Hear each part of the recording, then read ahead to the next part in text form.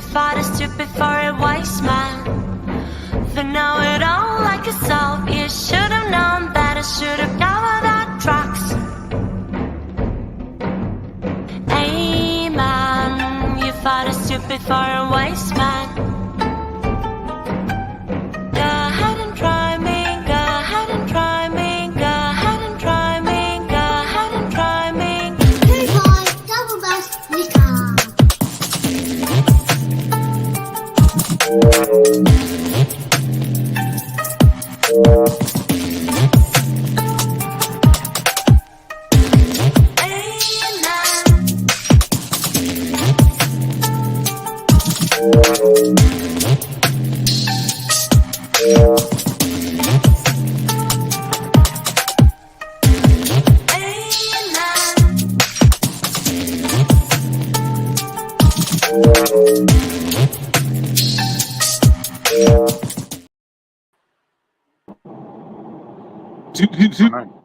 Did you just catch me wiping something out my eye? My bad. Anyway, welcome back to Don't Trip. I'm your host, JR, and this is the show where grown people have grown conversations. Sometimes sound like arguing, but we're definitely debating. Even though I'm sure that sometimes we feel like arguing. Here we are, and where I'm joined by the rest of our team, which is man like Renz to the right. Big up to you. Yeah, great celebration. And then we got Trimzini, aka Trimmer. Trimziniano. Yeah, we can't see you. That's fine. We can't see any movement you've done. All right, and Tiny the G. Yes, blessing. Big hand, man. Another excellent celebration. All right. So today we're going to be talking about, you guessed it, football. All right. And we're going to go into the first topic is, are we happy with our transfers and why? Right. Now, why that's an interesting conversation is because we are at the second week of the Premier League. Third game of the Premier League has happened. We're currently experiencing Nation League, which I'm not too sure exactly what that even is and what it's about. But it's a great time to kind of assess so far how our transfers have done, and whether we're happy with them so far and why. So let's start off with Renz, because he's to the start. To my right, go for it. Tell us how you feel. Every time I see that top, though, I think of Arshavin and Abu Diaby, by the way. Arshavin and Abu Diaby. That's who I think of. But anyway, Mr. Renz, sorry. Well, the transfers. Well, I'll start with, Arsenal's transfers. Are you talking about, like, just transfers for my team or transfers overall?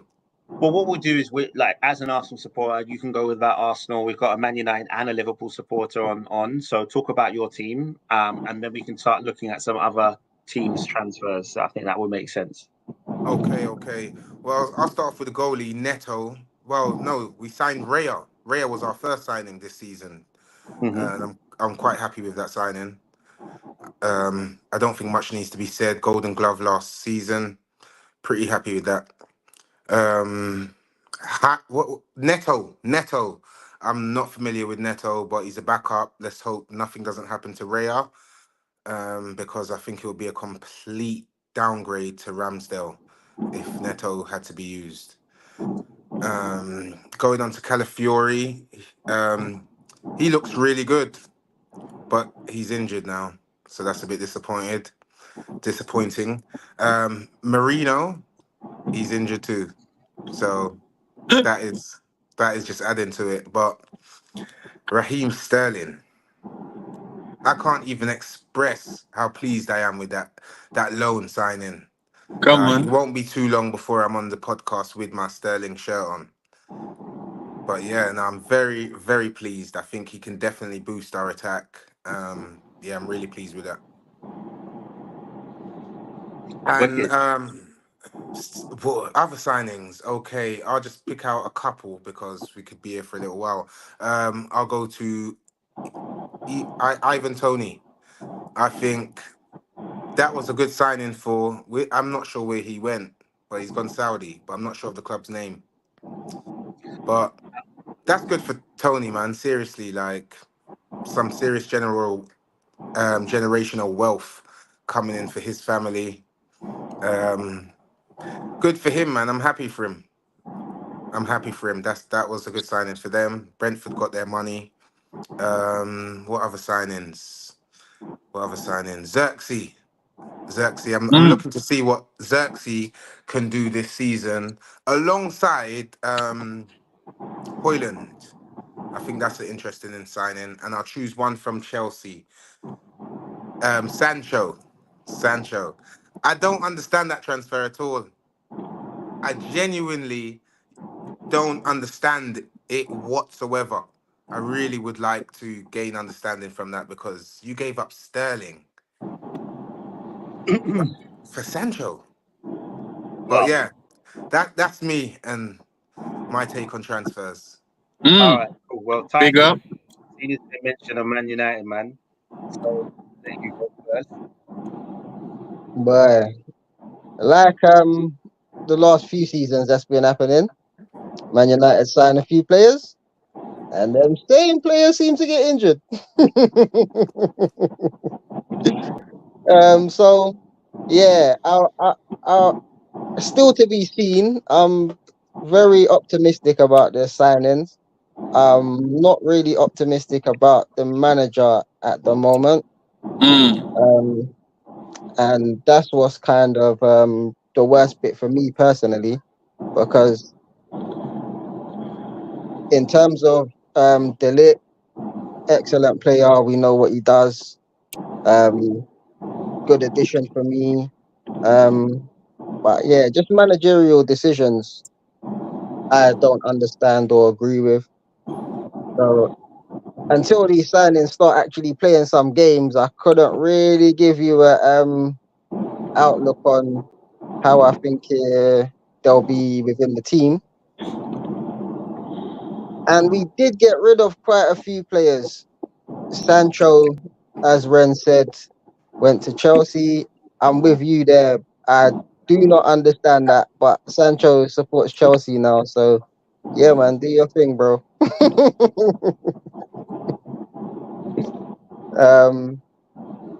Yeah, McTominay's gone now.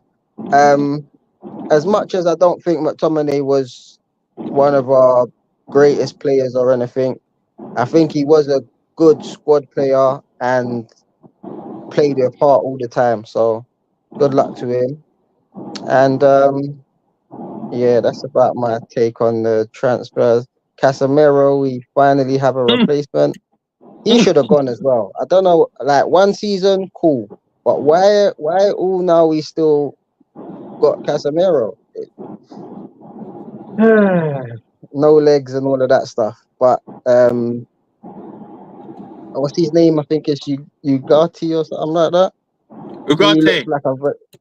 He looks like a very good addition. And Ain't he injured though? I'm not sure about that. Someone sent me a clip of Did you see it? It's wild. International, but I think that was in June. So You think that was his what? No, I think that was in June. Oh right, that wasn't yeah. That was a previous injury. So and they still bought him. Wow, heavy. No, I don't think he was injured. I think he's been playing. Yeah, nothing came out of it. Come. Yeah, so I don't think that's anything to worry about. But who knows? He might go to training and defender fall on his arm or something. Don't say mad things, bro. Man, start saying mad things, bro. Alright? I'm not saying that. I'm letting man speak. Go on. Finish what you're saying. Maybe they'll go to a match and win a game and collect 3 points. Oh no, we don't do them things there. Don't do them things. We don't do them things. We don't do them things. Leave it alone. Don't do them things. I thought you was gonna say 1 point. I might have agreed. You get me? But yeah, aside from that, it's all to be seen, innit? Like hope that things get better, but as things stand, yeah, bad times at Man United. Okay, cool. All right. So Trimzini. Yeah, so we weren't particularly active in the transfer market. We did get a keeper. What's his name? Mama something, Mama Wama Jam or something. I was like, okay, cool. And then we loaned him back out. So yeah, whatever. And then we got Federico Chiesa, which I'm extremely pleased about. Great. I think it was a great piece of business. I know that he does have issues with injuries and stuff like that, but for the price that we got for him, what was it, 12 or 13 million? I think it was definitely a risk worth taking. So, but apart from that, we did have some departees. I think we had some loanies as well, Doak and the other lad that went to Fulham. So yeah, man, I'm pleased at the end of the day. I'm happy with things how they are. We obviously everybody expected us to buy more players, but I think that Klopp left us in a good situation, if I'm being honest. And I think that Slot should be quite chuffed at the moment. So yeah, all good for now. Mamadashvili, what kind of name's that? But yeah, that's his name. It's Keeper. Georgian. It's Georgian. Yeah. Man's from Georgia, Atlanta. Sounds very Georgian, to be honest. Yeah, but Mamadash. Madashvili. Okay, cool. So Dash Willie. I beg your pardon. Nothing. I don't know what just happened there, but I would like it to never happen again. Technicals. If you could promise it never happens again, thank you very much. Appreciate it. So one thing I would say is like if we're looking at the transfers as a whole, I think so. Obviously, as an Arsenal man, I think one of the key things that is spelling out how we want this season to go is we bought in principle three goalkeepers at Arsenal, right? We got two youngsters, so Lucas Nygaard and Charlie Stepford and Raya, right? In principle, we got three goalkeepers, and we got another defender. We didn't let a defender go, so Kirill was definitely someone that has been linked with moves away. And we didn't let him go. We kept him, right? We got rid of some attackers.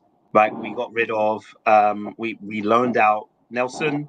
We sold ESR and also Rowe. We sold Eddie Nketiah. So it feels like there is room for refresh in the attack, and he added Raheem Sterling. But it feels like there's a refreshment in the attack coming. He added Marino, who's more of an 8, so another refreshing in the attack, which tells us that he's shoring up the defense and kind of refreshing the attack, which is interesting. And in reference to some of the signings, people that are like Sancho, I think that's a very strategic signing from Chelsea. And what I mean by that is they just wanted to go like for like and just get another English player. That's what I mean. They get another young English player who they can see do okay. So as an example, if Sancho does well, he's young enough that his value can go up from 25 million, which is I think what you're gonna the option to buy or the obligation to buy, to 40 million. Like he could reach those heights. So realistically, he just needs one decent season and they kind of make their money back. So for some aspects, it's a good deal. And I would say it doesn't make sense from you saying that, oh, we're going to reduce our salary, reduce our thing for PSR, but you've taken one player on 300k and paid part of his and then taken another player on 200k or something like that and paying part of his as well. It doesn't necessarily make sense from that aspect, but I think the bigger picture kind of makes sense when I look at it from that aspect. Casemiro, is a funny one because when he first came, Man United fans thought they'd sign Jesus because it was like we've just signed the best person to ever Sorry, play football. can you clarify the Jesus? Because is it Jesus of Nazareth? Because we already got Jesus at Arsenal. No, the Jesus of Nazareth, because the way that it was that some Man United fans, I'm not going to say just tiny, but I'm saying the way that some Man United fans were going on is like, wow, we've got Champions League, we're going to do this, we're going to do that. And then within about 9 months, it was like, oh, he's too old. Like, and we're like, I don't know what you expected, because actually that's kind of who he was at Real Madrid, but the way that the team played allowed for that. But what's it? So I know you called me out on that one, yeah. But for one season, like I said, would have been fine. And that first season was fine for me. Okay, 1 second. But we did say in the Yeah. beginning the contract initially was way too long at his age. So you signed him for a deal up to £70 million. So That's a I lot. don't care about plus 10 money. million It's not add-ons, mine. right? Right? No, Mm. not your own pocket. But Man United signed a 30-year-old for £60 million, right? Up to £70 million, right? For one season. You knew you was gonna get a decent one season, but like. No, but we And didn't then sign him for one season. That was I get we that. said that in the beginning. I get that, but you knew you was going to get at least one good season. But if you didn't get a good season at the next season, you've signed a 30 going on 31, someone that is dead in the water. And that's what happened. And that's the problem you're facing now. And I think like Definitely. with Chelsea, like one of the problems they have with their transfer strategy was all around, I need something for now. Like I need something for, I need to make it happen for now. I'm not thinking about the long term. Whereas Chelsea was the flip side, and they were like, "Well, we'll keep them forever, so it doesn't really matter if they come good now or later." But actually, like the finances are both connected. If you don't do well now, you will have to sell people because you're not doing well, or because they're not doing well. If they don't do well now, you won't be able to sell them because you paid so much for them. And I Just think like that's. Sancho. I mean, the difference. Yeah, I mean that's just like Sancho. How The much did difference, Sancho cost? I think, it cost about 80 million. Yeah. And the obligation to buy is 23 million. So Sancho the guy spent ain't a played year no out on football. loan.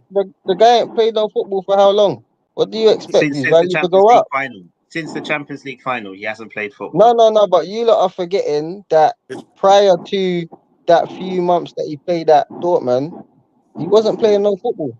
No, I'm not Well, disputing that, and we're that not was not my doing that. argument. How long was he at Man United for? Not sure. It's been about 3 years, I think. Okay. Can anyone see what Combs saying? Nah, I think it's No, longer than that. Can anyone see what Combs saying in the no, okay? I can't see. Something to We're do with live. Casemiro. I can't see it. What Oh, did he he's say? there I to can't see. he's there to shoot Menu. Okay. Well, he was there to shoot a Mainu before you knew Mainu was going to do the thing that he did. Like the worst thing is Mainu is Yeah. in principle like the protege, but you're playing him as an 8 essentially, and playing him as a 6. So you're tutoring him to do a role he's not doing. So if you're saying from that aspect that he's helping him and he's guiding him just from an experience perspective, then cool. If you're saying he's going to be a protege in the same role, he's not playing the same role. So, but I get it. I understand why you thought, you know what, we can get 2 Champions League winners. You tried to get Casemiro, and you've got what's the defender's name again? Varane, right? Okay. No, like Lit. right, Varane, right? So I get that, but again, like you bought 2 players at But that point in their career. I think it was just a short-term fix for issues that we had. But that's the problem, right? Man United and a Chelsea are trying to keep up with an Arsenal and a Liverpool and Man City, when actually what we've done is staggered and taken a hit on our levels of success to ensure we have that. Liverpool is different because they came in, they bought a few players, they progressed, bought a few players, and they've been adding and adding. Arsenal, we had remember, we had Mustafi and Socrates and them man there, right? And we've had to add and add and add and add. And success is what we're aiming for, but it isn't exactly the main thing. And you have to build a team, and that is what Man United and Chelsea have not done correctly. They've bought players, but they haven't built a team, and for a long-term success.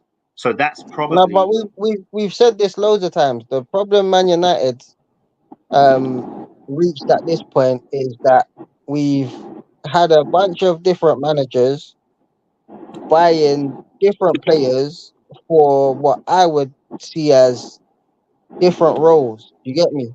So okay. our first manager may have wanted, for example, to play possession-based football.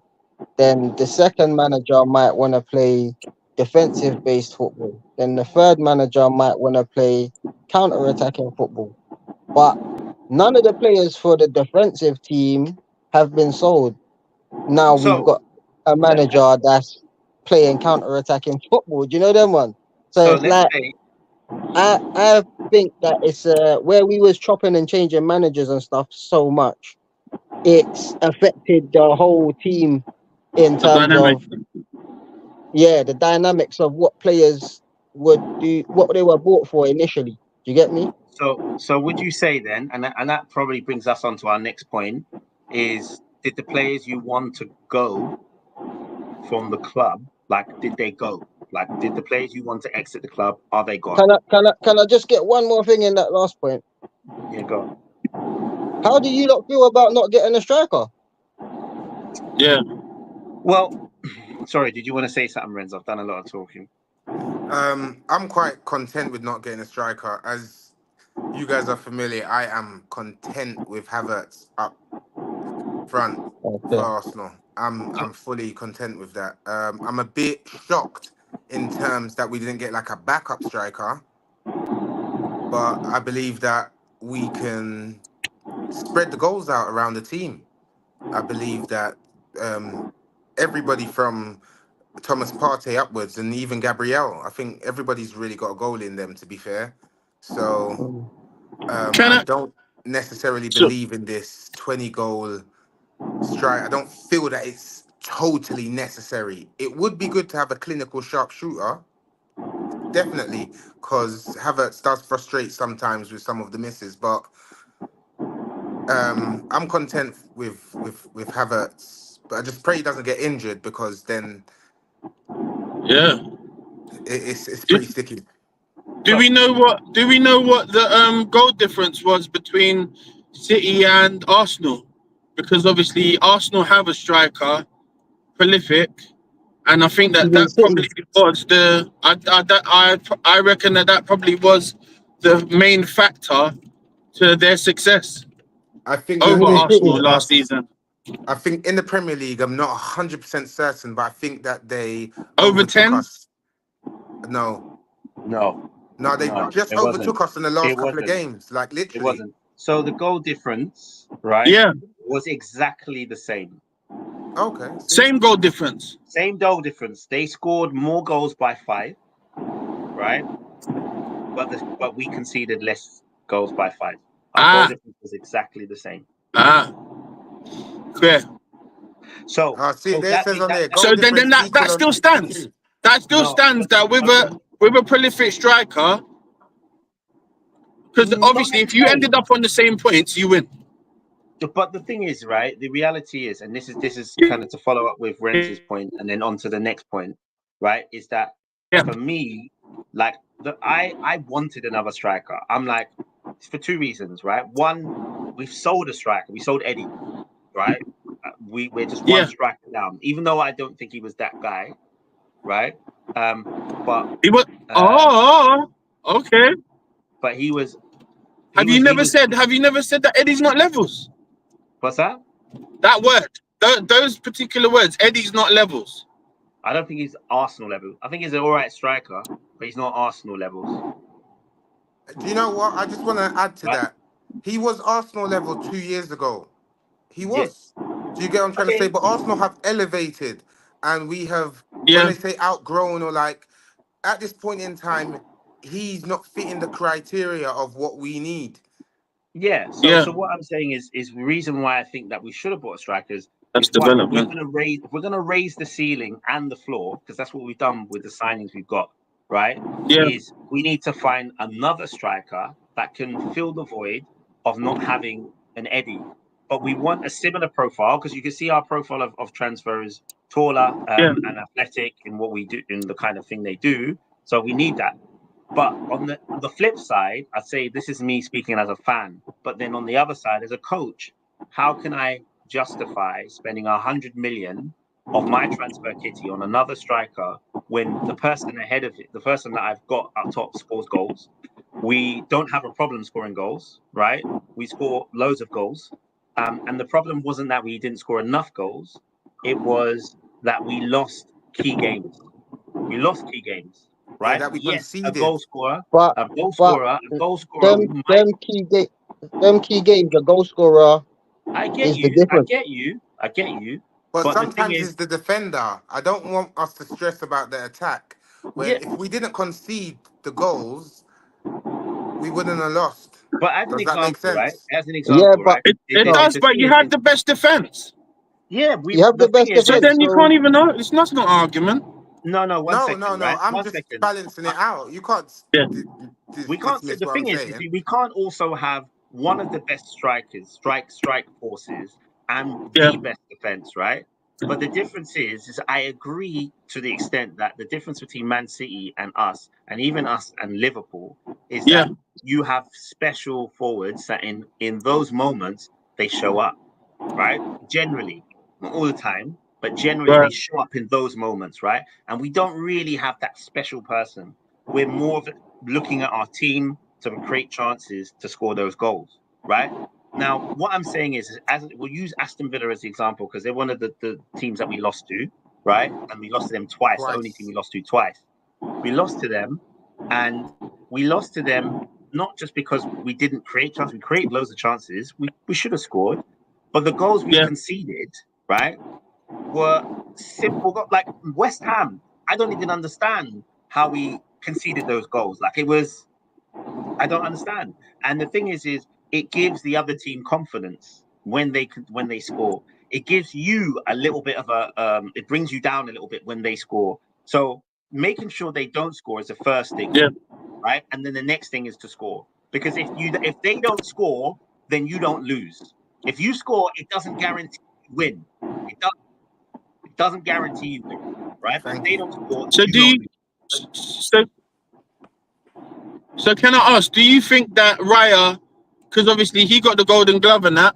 So, but do you think that Raya is as good as because obviously, like I said again, he got the Golden Glove, but do you think he complements your defense? Because your defense did amazing, but then in those times, like for example, Liverpool got Alisson, and when our defense ain't on it, he comes flying through the air like a madman, you get me, and makes some real vital last gasp saves. And I don't know whether Raya stands up in that same on that same shelf, you get me? Did you watch the last So game? do you think that sorry? Did you watch the last game Arsenal played? Last game. When Declan Rice got sent off, that one. Was it that one or the one Yeah, before? that was the last game we played. Was that the big save that he done? It came Yeah, off one, the bar. yeah. Aston Villa. That's Aston Villa. Sorry, Aston Villa, the game before. My Yeah. bad. I think. So to answer your question, I think yes. I think he does complement us. Like, well, The yeah, that's reason- what I said when I was talking about transfers. Yeah. The reason why I'm asking is because that's part of that special moments. You know, like when the players out of nowhere, they can come up and do something special. Up front, yeah, we can do that, but also we've got a keeper that can. If the defense let us down, we've got an extra line of defense. So Yeah, and you know what? I agree. The defense done well. Sorry. The defense done well, but he's still the last line of the defense. Do you get what I'm trying to say? And I've Yeah, seen same. formidable forces come to against him. Liverpool, we didn't lose. Man No, City, I we think didn't lose. Do you get what I'm trying to say? So, yeah. and you guys are the teams with that special talisman. Do you get what I'm trying to say? Mm-hmm. So, I believe in Raya. I personally, Okay. if I'm going to speak objectively, and to THFC till I die's point, right, is you need to have to win the league. You need to shore up your defense and add to your attack. You need to do both. And yes, I think that it was the difference between Man City and Arsenal, because Man City, they can concede a goal, but they will always have Haaland, who will probably outscore you, right? Like, and that is it when it comes to going forward. When it comes to looking at what can we do in this game? We just conceded, but you know what? We've got someone who can score a hat trick in 5 minutes. We got that kind of player. And what I would say Yeah. regarding the Golden Glove is that, to be honest, we know Ray is a decent goalkeeper, a good goalkeeper, but is he special? I don't think he is, right? I don't think he's world class.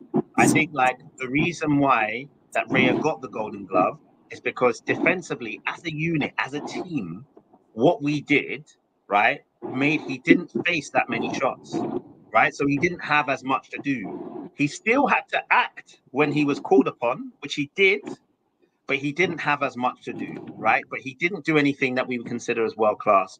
What I would say when we talk about going forward and his role is Yeah.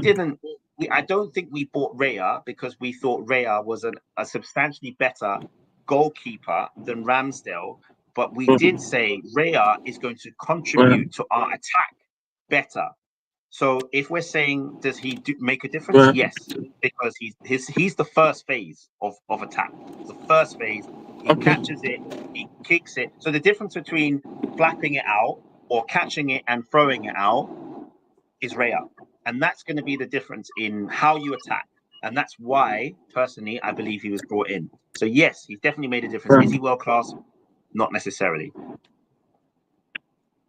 Not necessarily. No, it's But not. I Yeah, mean, I think personally, you lot are just missing a striker, bro. Whether you lot agree or not, everyone's own Sorry. opinions, innit? But Arsenal's just missing a shooter. If you lot had a shooter, you would have won the league already, I think.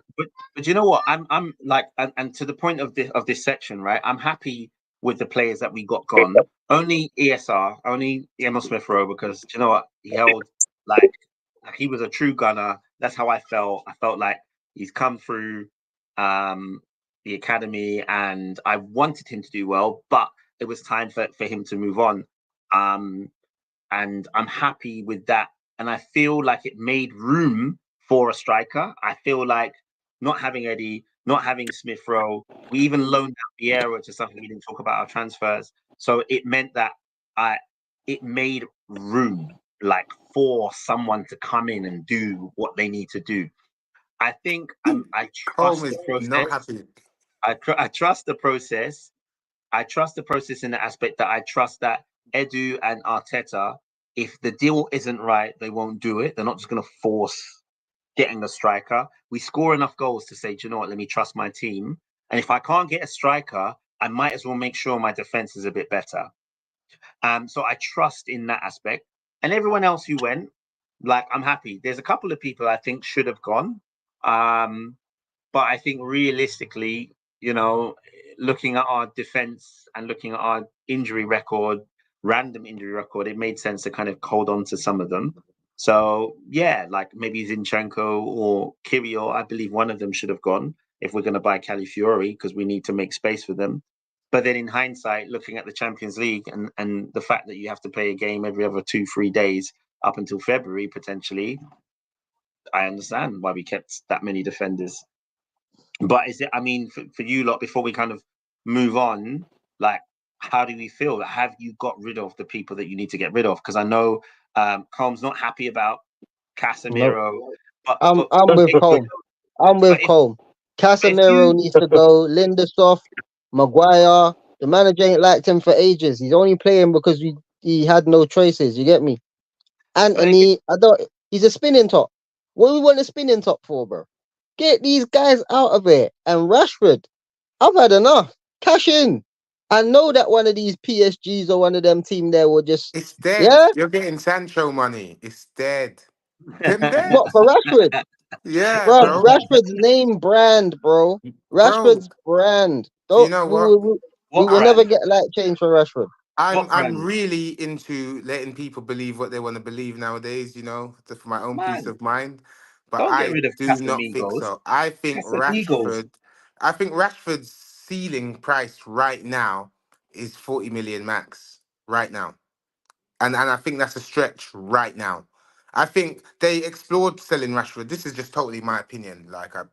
But I think they've explored selling I don't Rashford think and realized that they couldn't get what maybe they wanted to get and said they will hold on. Man United make too much money off branding and all of that stuff with Rashford. They're not trying to let him go. Well, I think you also have to remember, right?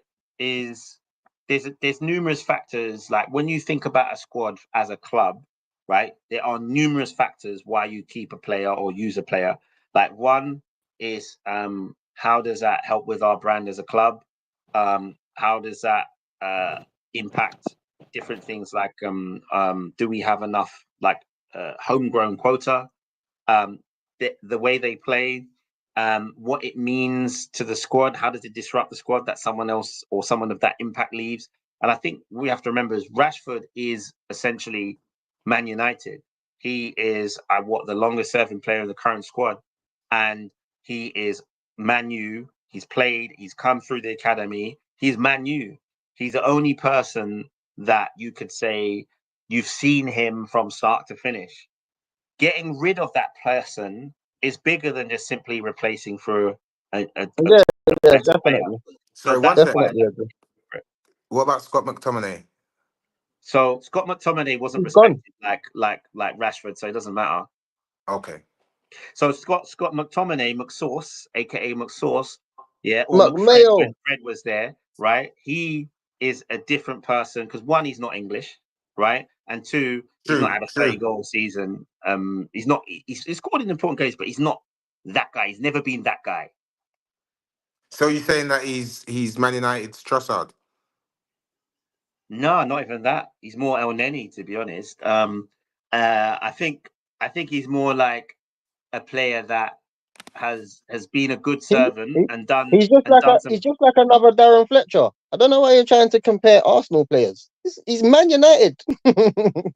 Darren Fletcher Darren was a Fletcher. good squad player. Exactly, and that's exactly what McTominay was. well, yeah, yeah, he's a Darren Fletcher. I suppose that's the best way to do it. But I think that I respect McTominay a bit more in El the Neni, aspect. you can't call him El Neni because El Neni was just holding bench the whole time he was there. McTominay's been playing games. Not the whole time. Not when Wenger was there. He loved El Neni playing. Oh, and then he had a few bench seasons, fam. Let's not You play. don't remember his goal he scored at the new camp? Get out of here, man. He loved him. But what I'm saying is, right, irrelevant of the right comparison, right? It's more about that. The reason why you can't compare them is because of the role they played in the team, the importance to the team, and what he means to the brand for Man United. So if you get rid of Rashford, and I get it, we're fans, right? But if you get rid of all of these players, you have to find new players. And if you're finding these new players, they have to make sense, they have to fit. And if they don't fit, you're going to do the same thing again. Like, and this is what you're trying to prevent. You're trying to find the right fit. If you don't find the right fit, then it doesn't make sense to sell them quite yet. It doesn't Yeah, make sense. Colm said he'd take a Haribo ring, not even the whole packet, just one single sweet for Rashford, and they'll personally drive him to the new club and pack him a sandwich. Mate, you're bumping yourself. You should at least get a packed lunch. Not even a whole pack, you know. You're mad. I think Rashford is worth what Renz is saying about 40, 45 million about now. I think it depends on his season. I think also depends if he gets called up to England again. But him being out of the squad, him dropping in form, has devalued him, and his importance is a bit up and down. But again, I think that there are players that you need out of the squad. But saying that, yeah, there will be a demand for Rashford. It's not like a Sancho situation where he hasn't played no games, nobody seen nothing from him. Because even that he's been so poor, he's had some moments still. You know them ones, the Man City goal that he scored.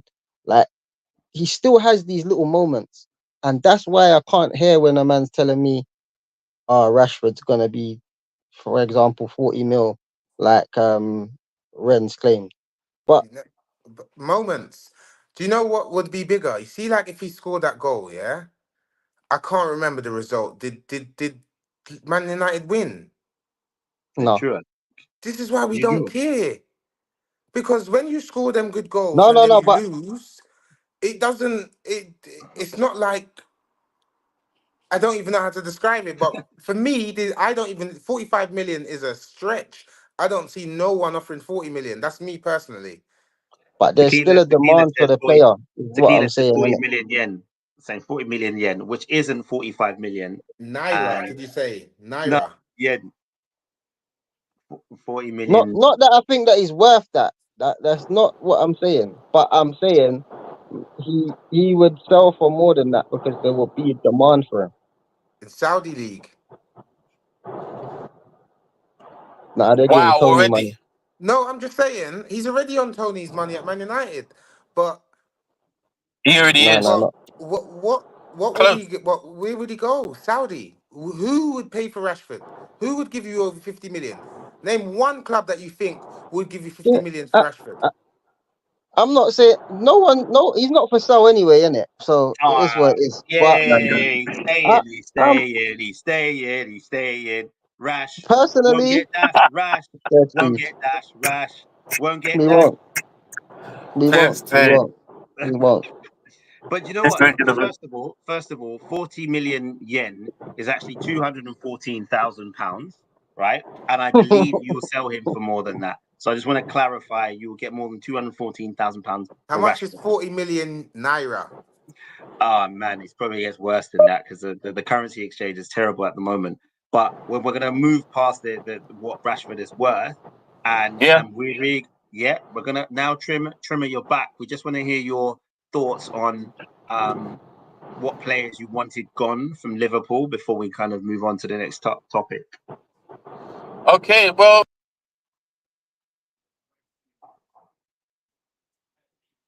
That's brilliant. Yeah, I agree. Okay, he's got what he wanted. Yeah, yeah, I'm with you. Yeah, we hear nothing from him. Yeah.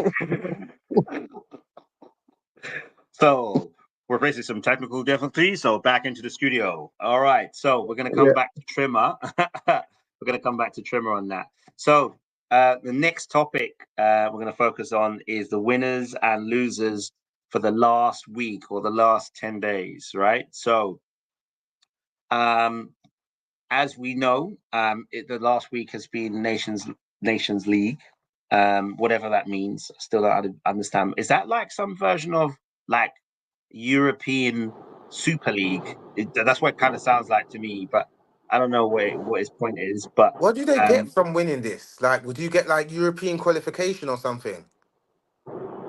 Qualification for the Euros or something? Like, what is I this? actually don't know. That's what it is. That's Yeah, really it's another qualifications basically But they to still got qualifiers.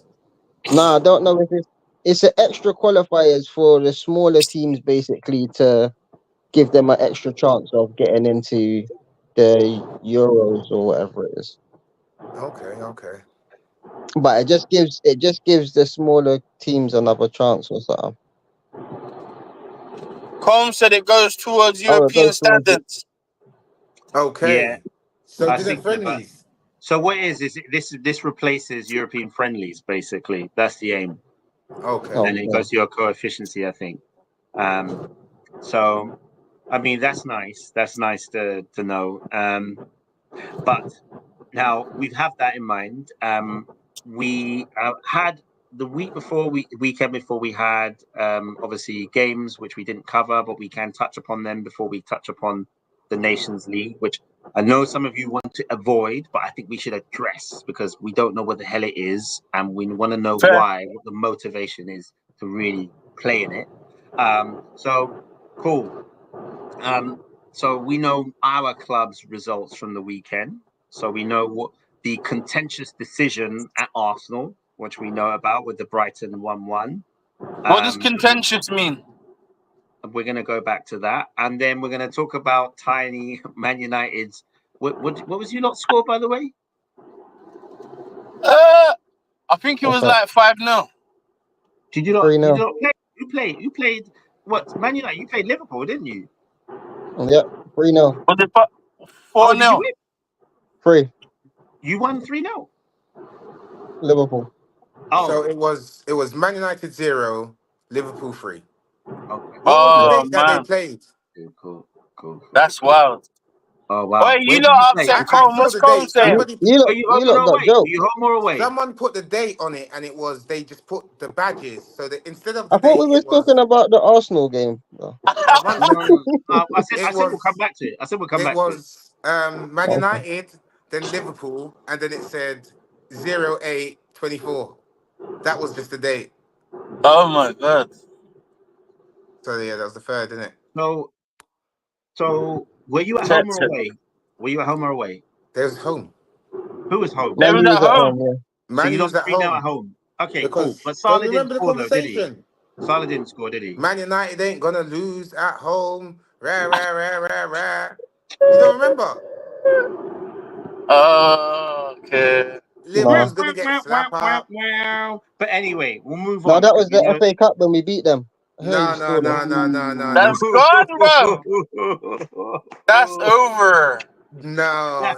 It was very That's much recent. over. Wow. Throwback. So, Man United will make man lie. cool. Lie about what? I've no reason to lie.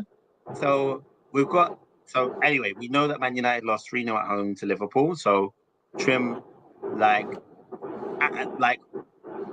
Tiny, will start with you. Are you not the biggest losers for that week, or what, who would you say are the biggest losers? Biggest Yeah. loser. Wait, how did we Let's go. skip everything? Because What's that? first of all, we started with we're talking about this Declan Rice, Arsenal, Brighton. No, it Then was we about skipped winners that. and losers. We I went said on we to would say, come back to wait, that. can I just have my I said we'll say, come back please? to that. Can we have my say, please?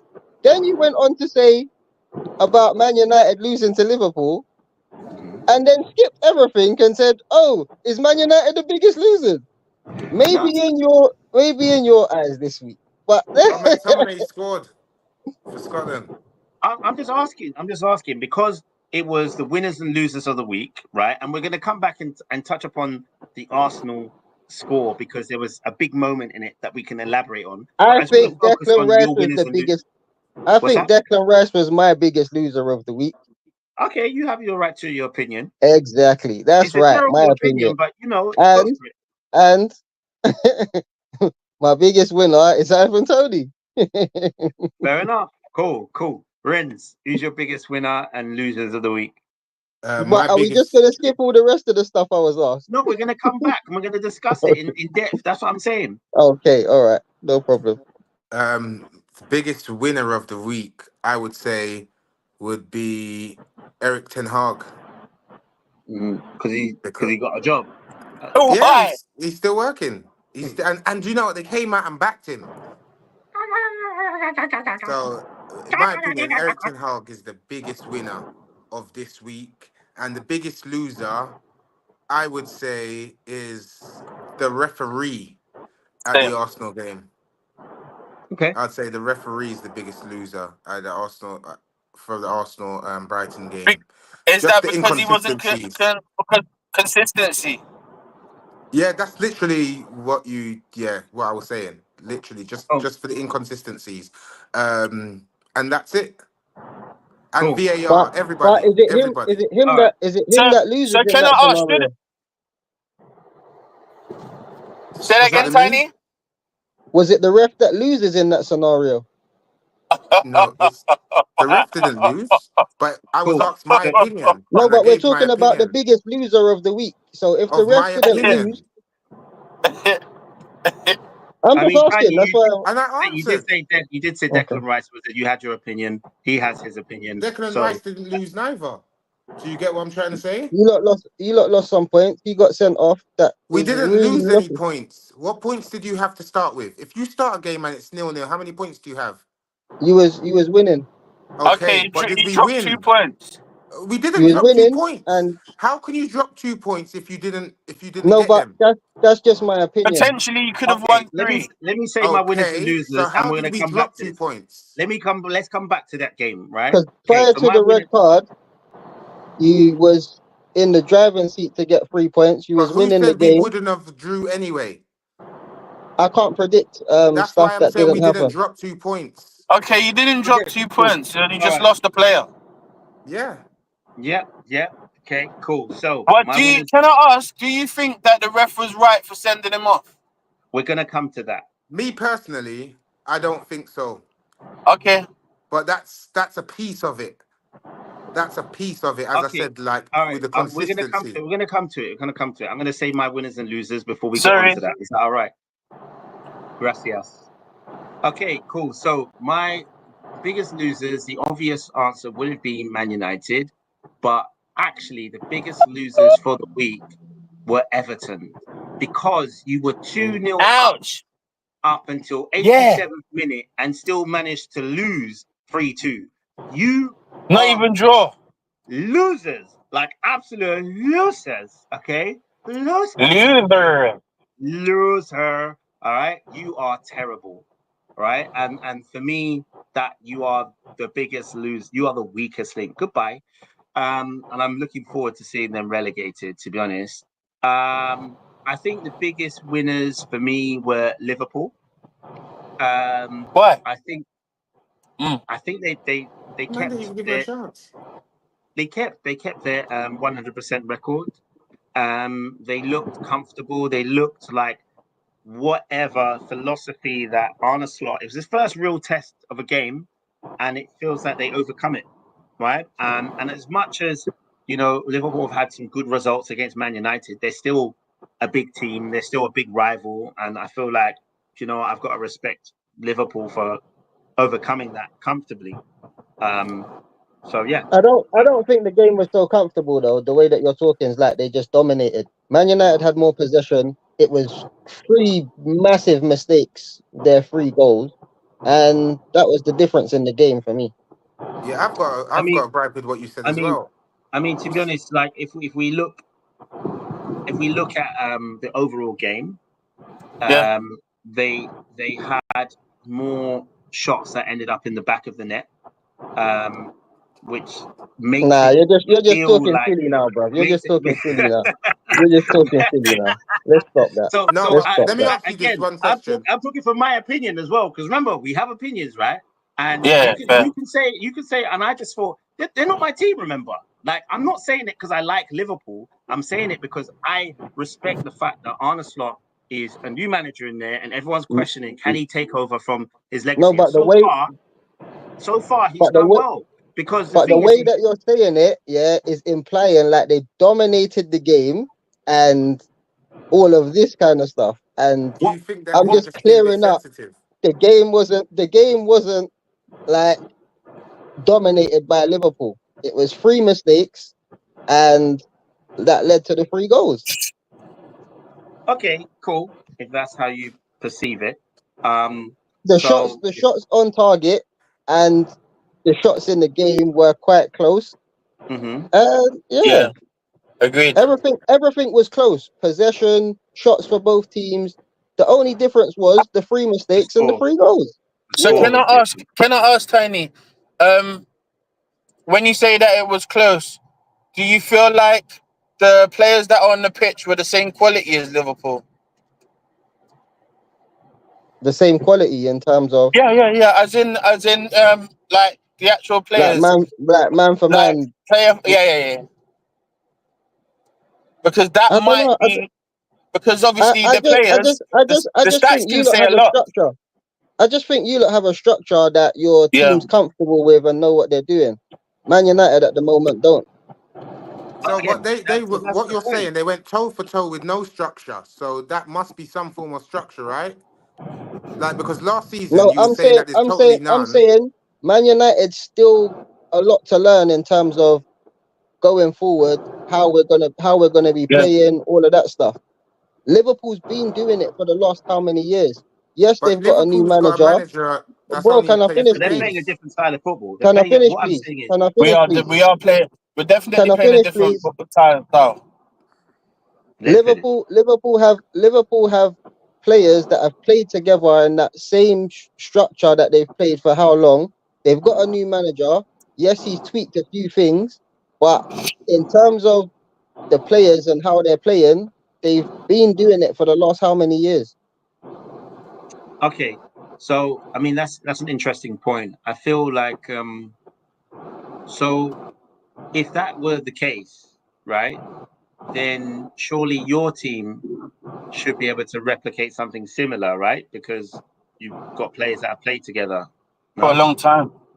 And whether they play together, they've rejoined the manager I didn't. and I they, didn't. they No, play no, And together no. with and There's a Ajax. different. There's a difference when your team's successfully playing together, and there's a difference when your team's not. but you successfully won a cup. So again, this Twice, is 2 years in a row. that's what I'm saying. So like there's moments that you can find success and find fluidity and find a win. Is it? So why Is it? why oh you maybe, obviously did that. You won two maybe in cups, your right? opinion. Well But again, so but you if we what? have this Wait a debate, minute, I'm we have this confused debate about winning a cup, because this right? was about how close they were. Because you were saying, Jr., that well, it sounded that I said the the game was close. disparity between the two teams, but he So was explaining how close it actually was. But now they've got no style of play and but stuff. So was I it don't close understand in how I you get to didn't say play so anything about. close I didn't say to that we don't have Liverpool. a style of play. Okay. okay. So do you think it was close in stats or do you think it was close in The game. actually a fluidity, right? So because if you're saying that actually like they know what they're doing, right? They've played Nobody together. was. Nobody was outplayed. It was an even game. Liverpool Okay, took the chances they had. Man United didn't. That's the okay. difference. Fair enough. All right, we'll Okay. move on from that, right? So we don't stick on that point. But the only difference in that game was the score, not about it was very relatively even. Is that Before we fair enough? move on, I just want to ask Trimmer one question. Trimmer, Yes. Yo. do you feel that Man United was your hardest game? Was Liverpool's most challenging game this season? No. Okay, thank you. Okay, cool. So and to comb to his point, he said Liverpool team have played under one system for years. United team hasn't, as we've changed manager every third season. Stats, it was close. Watching the game, it looked close, but we didn't want it. So again, it seems as though the stats were close. I would debate Did you watch the game, JR? I would debate that the Liverpool system is not the same. Me So too. you're asking the same players to play a different system. But again, I agree and I understand the fact that you're playing with similar players who understand each other against a team that is still trying to work out you know, their best team. But again, right? I digress. Like it was the score, and that was the main difference. Is that fair to say? Yeah. In a Cool. football game, is there anything else that matters? No, it's not really. To be honest, if you're a coach, it matters the way you win. It But it, it depends. but It depends on it depends on how you want your team to play, things like that, innit? Like for So if example, Mourinho was happy with his team not playing the most amazing football and scoring one goal and defending, whereas Arsene Wenger liked his team to play brilliant passing football, etc. Do you get me? Flair. Yeah, Flair. yeah, that's fair enough. But what would you prefer? Would you like your team to play with flair and not win? Because I've experienced that as an Arsenal man, and it's nice. Like, oh yeah, that was a good game. But then at the end of the season, I started to feel like I could do with the Mourinho 1-0 business. But how do yeah, you feel everyone about? everyone wants to win, innit? Like you enter the competition to win in it. No one wants to be a loser. Okay. So tying back to what I originally said, like you just prefer the scoreline, then, innit? So all that really matters is the scoreline. Not at the moment because long term. Long term. Personally, I need my team to start playing better football. All of that stuff.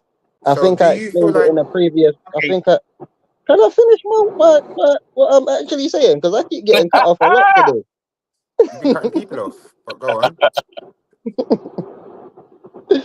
But I think there's a lot of work to do at Man United, innit? And going forward for the long term, I want to see my team actually playing well before the winning and all of that stuff matters for me at the moment. So, What but does if that you take? start to play well and then you still lose, then Okay. what do you get out of that? So, lads, why the reason I want to interject is we've ended up spending a lot of time talking about Man United, right? Oh my God. Right. So Yeah. we don't want to make this about Man United. We was meant to move on to the next subject. We still haven't kind of addressed the conversation with the Arsenal 1-1. But if anyone has any closing thoughts, please let's just say them now, and then we can move on. Yeah, Does I'm alright. anybody, can I ask everybody in the group, do you think that was Liverpool's best game No. this season? Oh wait, are you asking? Yes. I'm asking everyone. If you watch, No. I was gonna ask when you say best game, like is that like their best performance? Is that what you're asking? best performance, like they okay, so they scored a lot of goals, but it was that did they play their, like, you know, like watching their performance? Do you think that the style and what they did? Do you think that was their best game out of out of the three? I think it's the best result. I think they could Yeah. probably. There's another gear to them. I think, like Yeah, Colm best was result. saying, Yeah, I I think agree. there's But another not. gear to them. But So we said for me, but that's what I'm saying, and that's kind of my initial point was Liverpool weren't. They didn't look like they were fully firing, but they did well to get those I don't goals. think we played that well. Whereas I think Man United were trying, but then when the goal conceded, it felt like they fell off, and then they were just doing what they needed to. But then you know what I mean? Like that's what it kind of felt like to me. Cool. Yeah, cool. So final thing that we're going to move on is the contentious decision, and contentious, right? Yeah. I've actually Googled it just to make sure I give you the exact Thank you. wording. I don't know what it means. Involving or likely to cause disagreement and argument, right? All right. Yeah. Implies like irritating. Spot on. That was spot on.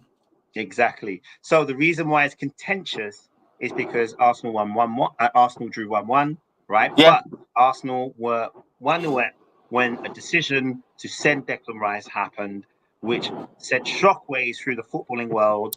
And most people would align and would agree that whether it was the right or wrong decision, there was an inconsistency. Thoughts? I think everybody would prefer that the referee, across the board, everybody would wish for the referee to be consistent, but at the same time, he has to move on from his decisions, and if he sees something, go along with it. And I think that Rice had every responsibility to not do what he did. I know it was a rash decision, but yeah, it was what it was.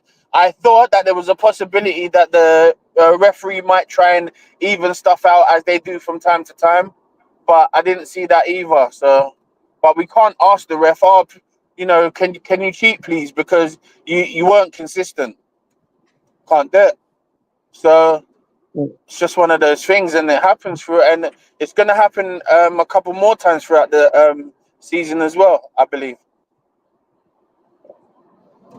Okay, and from your perspective, Renz, I'm going to move on to you. Do you have anything to respond to that, or do you have anything to add?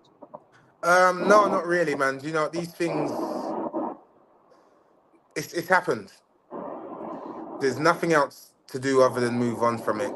Like I can sit here and just cast some Yeah, I complaints. respect that. all day about it Yeah. and whatnot, but nothing ain't gonna change. So I just gotta say, all right, cool. We got 7 points. Let's go make them 10. Cool. That's it. Yeah. Tiny. I respect that. I respect that highly. Personally, I agree definitely with the consistency stuff, but we have to be correct. Big Like time. all of this, Ouch. because I've been hearing from a lot of Arsenal fans, yeah, the inconsistency, but I think that correct inconsistencies. Do you get me? Because he made a mistake the first one. He should have gave the guy a yellow card for booting the ball, clean up the pitch. Facts. But the decision to give Rice the yellow card is a correct decision. Do you get It me? was. So my only thing with that is make the correct decision. And regardless of So, if he made a mistake before or not, he's got to go with the correct decision if he sees it. so Tiny, no warning with the situation and that, knowing that he was in sticky waters. No Exactly. warning. I just think Declan Rice made a little rash decision in the heat of the moment to kick the Yeah. ball away. He knows that the in football now, that's a yellow card. Do you get me? So him knowing that, his decision is what got him the yellow card. I'm not saying the ref was right or wrong for giving it or not giving it, because It's meant to it's a give it. correct decision. It's a It's a correct correct decision. decision. Yeah. So, Yeah. but You know Should what? should because he of have the got a warning? inconsistency, I can understand why Arsenal fans, etc., will be upset about it, because the other guy should have had a yellow card ages ago. I think. I asked. Sorry, Tiny. I asked. Do you think that the ref should have given him a warning? For what? He knows the rules. Okay. Cool. Yeah. So Like if you remember when they first did this, sorry, cut you there, JR. But if you remember when they first did this, every single person that kicked the ball away, free kicks when they picked it up, there was yellow cards for every little thing when they No was matter what. initially trying to get people used to it. No matter Do you get what. me? okay, cool. All right. So on that same breath, right, what happened is they actually toned it down and they did it based on what made sense. Like in the context of what was happening, they started to look at and like the start of the season. I remember when Tomiyasu was sent off, right? There was a time he was sent off for throwing off, like taking more than 5 seconds to take a throw in, right? It wasn't that he was wasting time. It was just that there was just no one movement. But it got yellow, and then after that, he was sent off for like another kind of very soft thing, and it meant that later on this season they decided, you know what, like look at the context of the scenario. Now, in reality, he's done it to the letter of the law. You can't argue with the letter of the law, right? Because we know that if you kick the ball away, it's a yellow card. But in practice, the ref knows he's on a yellow. The ref knows this decision will change the game. The ref can see that the ball's come from behind him and he's knocked it, not very far, but to the side. The ref can see what's happened after, where the guy kicked through. The ref can see the whole picture and has decided I'm going to do the letter of the law for that one action and not other actions or context that's happened around that. Now, for me, that's the most annoying part. Like, because I get that if the player comes and he knocks it away and he's facing him, that's obvious. We know exactly what you're doing. It's very clear. You can't even read between the lines. It's blatant. But with how it saw, you could read between the lines. If you know someone's on a yellow card, you could have a word and a warning with him. You could do these things. But the decisions you've made didn't align with your previous decisions, and now you've changed the wave of the game. I've accepted it because he made the decision. Like, I mean, he did the wrong thing. Right, he did the wrong thing, but it's kind of like, ref, can you look at the context of the game and the scenario and say, look, you don't have to send him off there? Because what it did is Arsenal were dominant, and then all of a sudden, wow, we was facing pressure, and we conceded about 15 minutes later. I'm proud of the boys because we actually went on to draw, and we created chances to actually win the game. But I'm not going to sit here and keep going on about the things that might be labeled as poor refereeing, because we've been here every season talking about inconsistent decisions and VAR and all these other things. So it is what it is. And if I was the coach, I'd be like, look, there are poor decisions. I don't believe you should have, but you know the game. You know the laws. There's not much more I can say about that. But the funny thing is well, Arsenal had a few chances afterwards as well, isn't it? Well, yeah, we did. But I'm waiting for a decision like this to happen to someone else, and for them to say, "Oh no, it's the letter of the law, man. That's what the refs are meant to do. Go on."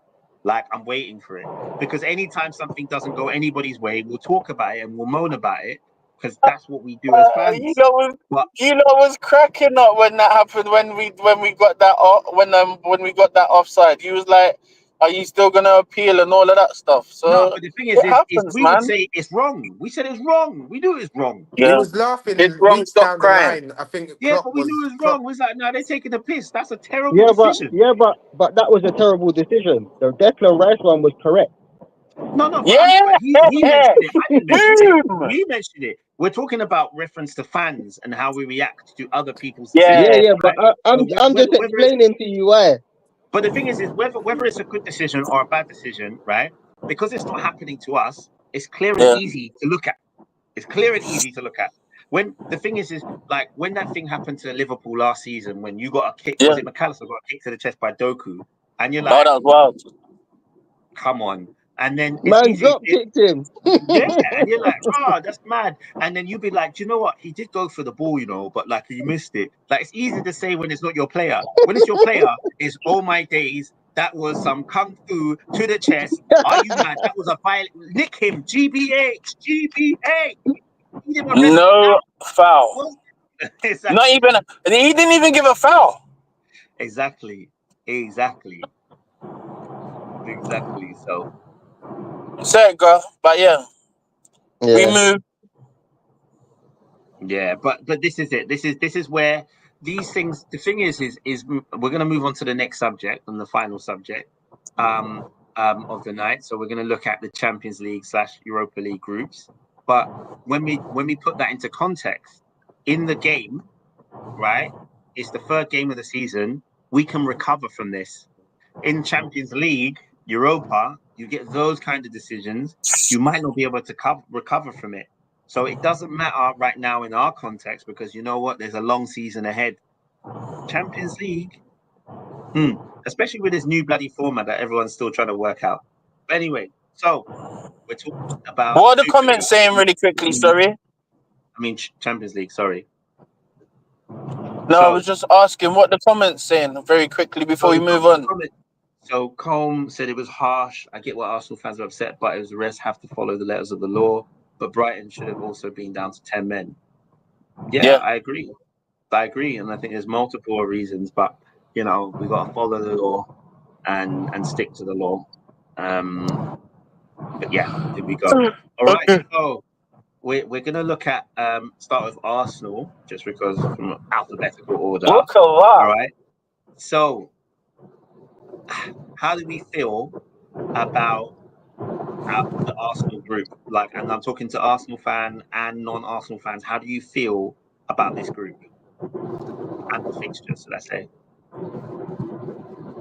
it looks light. Aren't you? You should be happy with that, innit? It could be worse. Could be way worse. It could be worse. What do you think, Renz?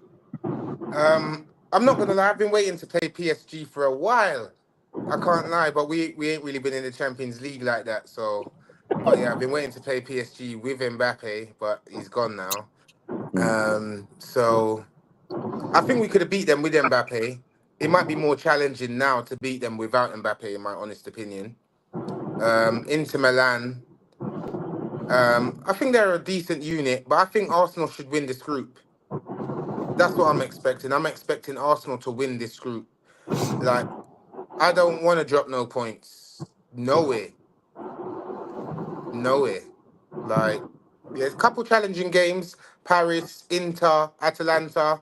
But no, I think we should do it. I think we should. And then the rest are like Europa teams. No, Sporting's decent as well. Yeah, no. They definitely are.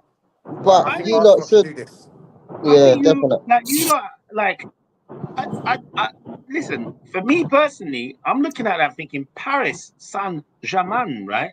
This team at the moment are performing better, like as a team without Mbappe, That's right? what I just Yeah. said. So for me, I'm like, it's a new entity that I'm not. I don't know if I want Not to say used to. trust that team, right? They got Neves, right? Barcolo is going on a mad thing at the moment, and the way that they're playing is making me think. Actually, I don't know what to expect. They could surprise us. Inter, Inter are not the team that they were, but they were in the Champions League final two seasons ago against Man City. They were playing at the San Siro is not nice at all, right? We're playing away.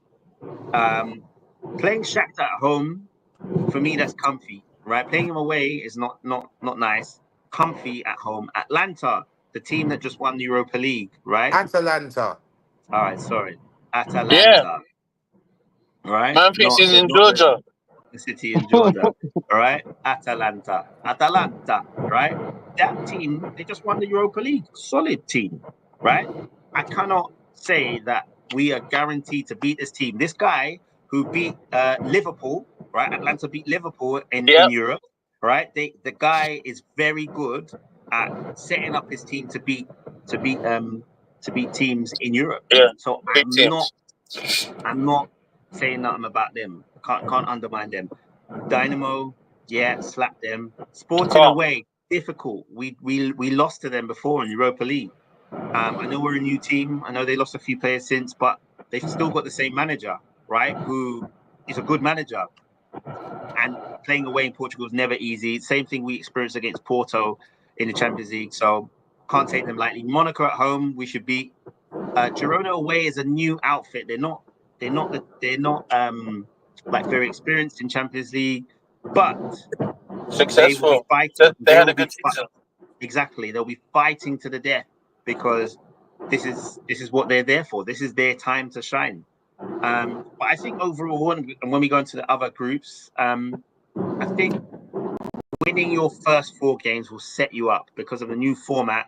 It means that the amount of points you're gaining from goals scored and winning games means that you'll set you up for a good position in that table, which means you can get through to the last 16. But yeah, what is And it? Does maybe anyone else? rest some players with these 100 games, bro. Well, that's it. That's why Arsenal have 19 defenders. But yeah, Wow. so I'm joking. But we do have 7 players that can play centre back or full back, which is really cool. So it could be a lot of rotation. But yeah, so if we go into the next group, Liverpool. Vapor, can you pattern this for me? Because I can't see. Okay, cool. So in your group, you have Real Madrid at home. You have RB Leipzig away. You have Okay. Leverkusen at home.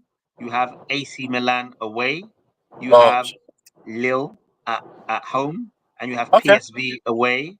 And then you have, I think that's Basel at home. And then Girona away. Oh, you got Girona away as well. Mad thing. That's it. This is crazy. I think we'll do okay, but I can't lie. I don't know if I've already said this quote, but this is definitely the season of the squad. Mm.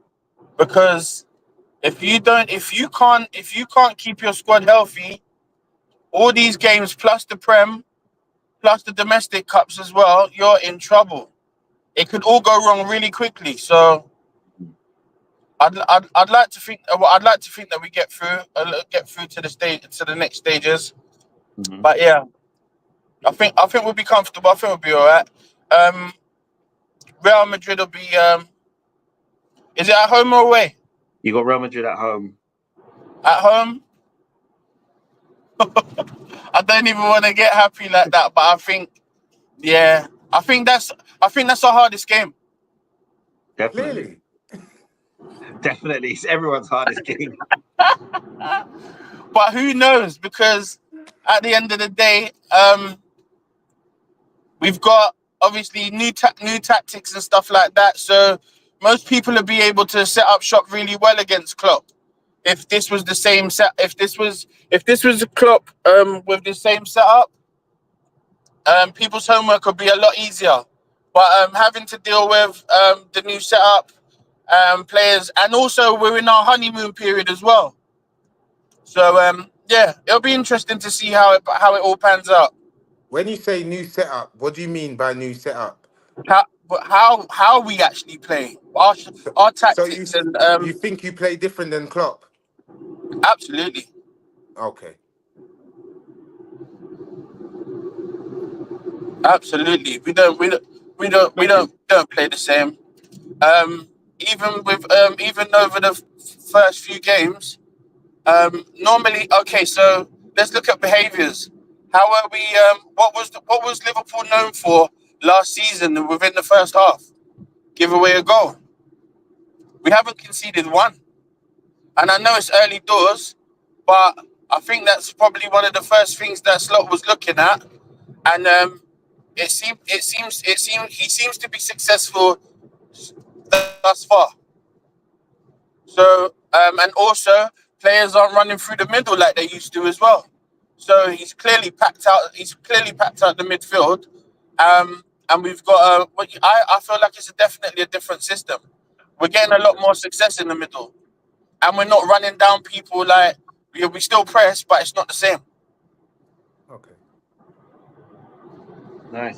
Nice. I think if I'm looking at your fixtures, I'm thinking the few ones that I would be looking at uncertain is so Real Madrid, by Leverkusen, you have at home, but we know what they've been on. I'd look at maybe AC Milan away. AC Milan and Leipzig. Dead. AC Like, Milan lost me bare money this season already. Dead in the wars. Because they're gonna get yeah, slapped by but Liverpool. but but Slapped. but this is Champions League, and you know that Slapped. Champions Listen, League is this is recording. Slapped. 3-0. cool. Easy. All right, cool. Well, we'll come back to that, right? But we don't know what to expect at the San Siro. RB Leipzig are a team that their quality comes through. Sometimes we see it. Openda's having a good season at the moment, so it comes through. I'd say a curveball, two curveballs. I would say would be Bologna and Girona. I think it's Bologna's first Champions League for however long or whatever. But I think their manager, is it Motta, will actually provide a very different way of approaching things. Like you won't know how to deal with teams that you've never really had to face or had to deal with. I think they might be a couple. Girona had a really good season last season as well. Exactly, and Girona again, like, which is strange. So Girona, is that saying that that's Liverpool's last game? I think Girona's No, Arsenal's the last game. fixtures, the schedule hasn't gone out. That's just the Oh, groups. okay. There's no the fixtures ain't been released yet. Oh, I've just seen the fixtures actually. Not the fixtures, the timetable of it, or it wasn't done on the same day. Yeah, no, it's been out. They've got on the 10th. They got Girona 10th of December. Okay. Yeah, I've just seen it, but it wasn't the same day. You're right. But I've just gone onto the Champions League website, and Liverpool are playing Girona on the 10th of December. They've Do you got know what fixture that is? It is 1, 2, 3, 4, 5, 6. There's 6 fixture. Okay. Yeah. So who do they play first? Sorry, I just don't know. First, they have Milan away. Okay. Which is very soon. Next week. Oh, good. Or 9 days away. Okay. Yeah, after the international break, innit? Yeah, 9 days away. But yeah, so I think as well what plays a part in this old Champions League thing is not just the teams you're playing, but when you play them. Ideally, you want to play the rubbish one straight away. Like, just get your points up and say, yeah, I'm good. But looking at Liverpool's fixture, they got Milan at home, or they got Milan away, then they've got Bologna at home, and then they've got Leipzig away, and they got Leverkusen at home. So yeah, that's not too bad because then the next game is Real Madrid, and that's going to be the game. So if you can get the wins prior to that, then facing Real Madrid, you can be a bit more calm about it. Yep, I agree. Cool. All Oh right. wow. So we'll move on to Man United's Champions League fixtures. Europa, you mean? Oh, my bad. Europa League, you mean? banter. So cool. So to be honest, I'm looking at this group, and there's no reason why you shouldn't win every single game. Bodo Tell Glimt. me otherwise, Tiny, please. I don't know if this Man United team. I don't know, bro. I don't No, know. we're I not don't know. having that. No, Oh shit! 4-0, not having that. 4-0 should be 4-0 probably about the only team that we should have any real problems with. Mm. Everyone else we should beat. But saying that, Man United don't beat teams that we should beat. So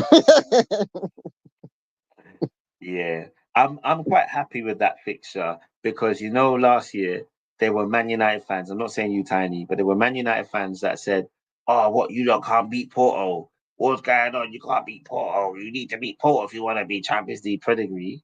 And now you've got the chance to say, "Well, boy, don't slip up to Porto because I'm going to be reporting back to them people and reminding them of what they were saying." I wouldn't I even be wasn't too one of them fast. people.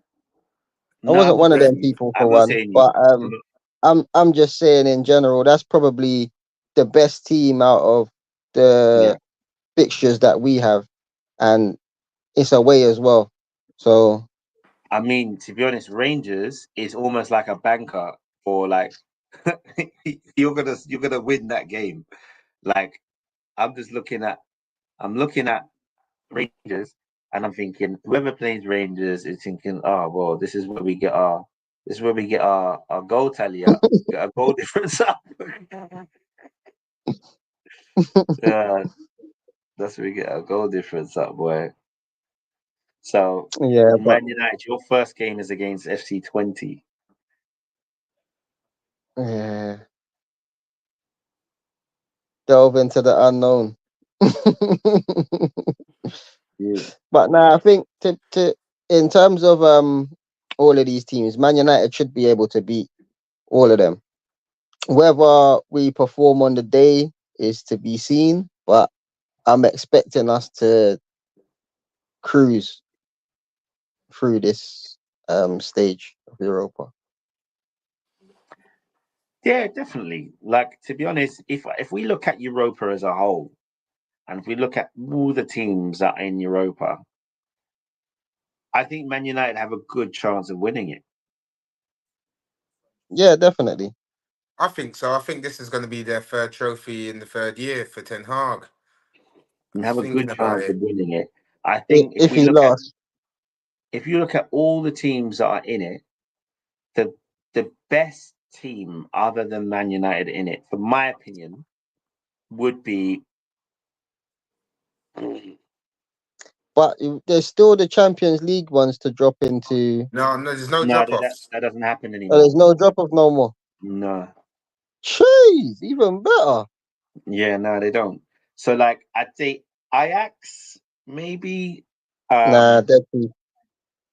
and Porto, Tottenham, like those are the best teams in this. Like maybe Leon. Leon is Tottenham don't want no trophy, so you ain't got to worry about them.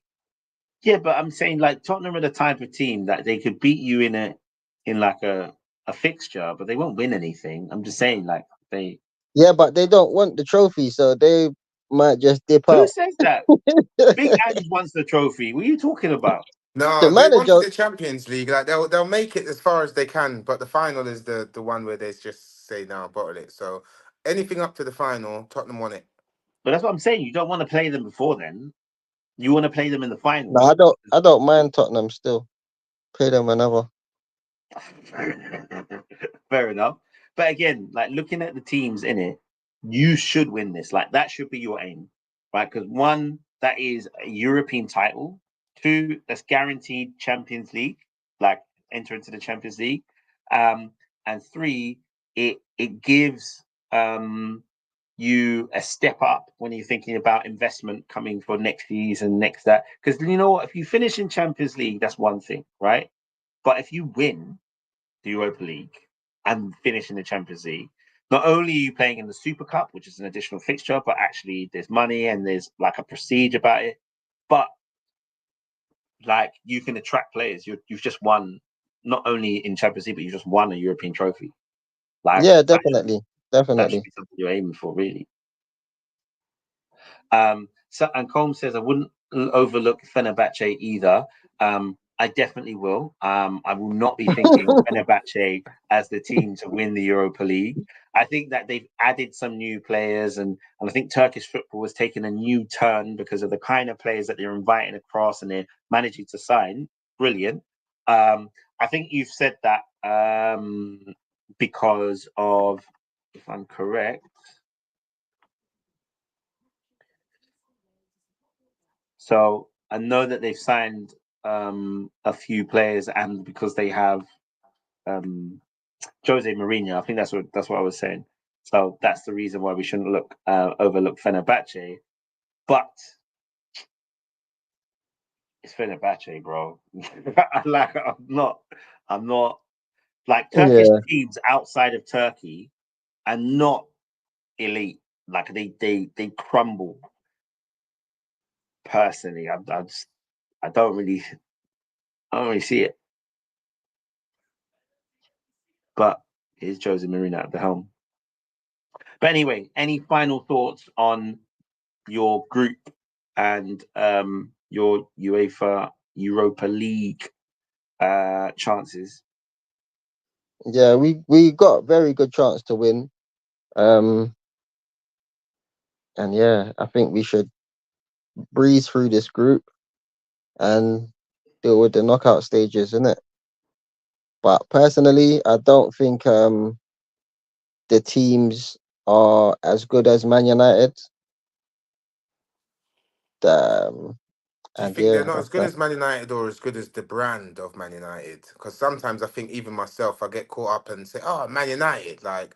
But then when you Nah, really nah, look not at how they're playing, like they're just yeah. nah. I think Man United's been well started this season playing a bit better than they have been from last season and previous season, and I just don't think that the teams in Europa should trouble Man United too much. But like we say, performance is on the day, and it Yeah, depending these on teams what are Man rubbish, United turn bro. up. These teams are rubbish. But the most interesting fixture is Fenerbahce away. Not because I think they'll win it, but Jose against Man United. Um, Mm. that will be an Jose interesting. is definitely gonna want to win. Yeah. I personally think you drop points in at least 2 of these games. As much as like I think that they're all winnable, you drop points in at least 2 of these games. Yeah, Whether they're yeah, losses because or whatever. I think there's gonna be obviously there's a lot of games this season, so in terms of squad and